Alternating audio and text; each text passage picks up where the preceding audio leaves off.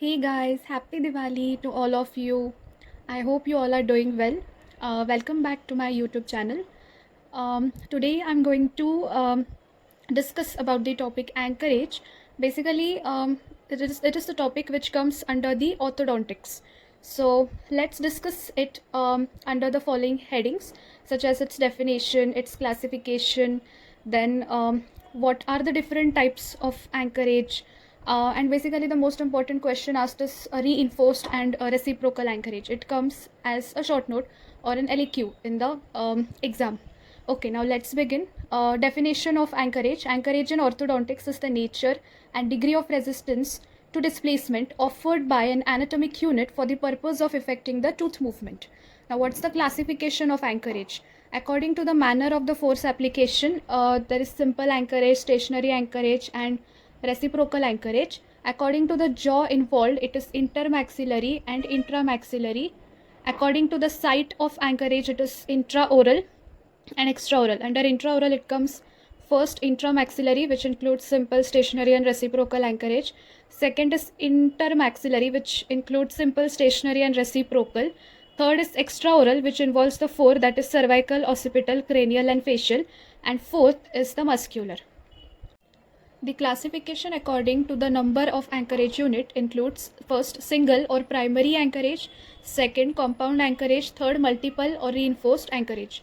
Reinforced anchorage, now it is one of the most favorite question and most important question which is asked in your orthodontics examination.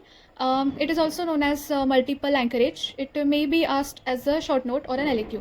So let's begin. In this, more than one type of resistance unit is utilized. The reinforced anchorage is the augmentation of the anchorage by various methods, that is extraoral appliances and in upper anterior inclined plane or transpalatal arch. Here the extra forces are generated from external sides like cranium, back of the neck, and the face. And the resistance units becomes more and more effective when numerous units are added, since the reactionary force should be distributed over a wide range of area.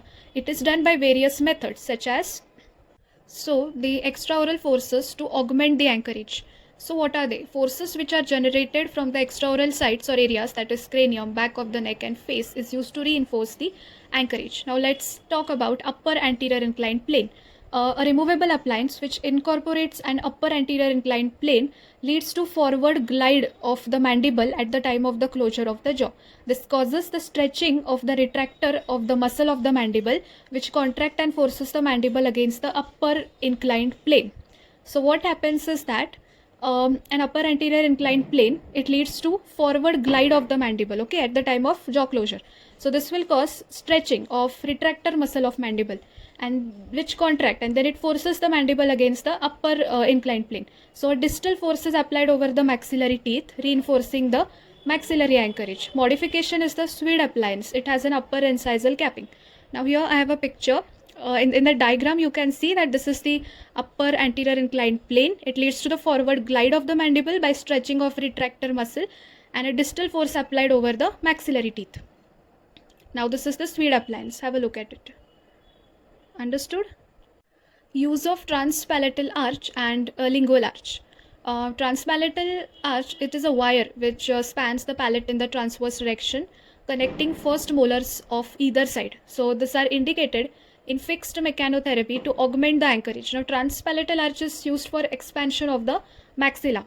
Okay. Similarly, an arch connecting the contralateral mandibular molars, it runs along the lingual aspect of the mandibular arch and prevents the mesial movement of mandibular molars, is known as the lingual arch. Okay. So lingual arch is basically used in the mandibular arch, and it just connects.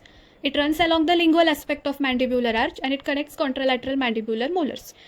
And for maxillary expansion, transpalatal arch, it passes the wire of that transpalatal arch, that appliance, it passes across the palate and it connects the first molar, means the first molars are banded.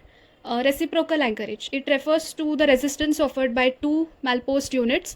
When dissipation of equal and opposite force, it tends to move each unit towards each other in a normal occlusion.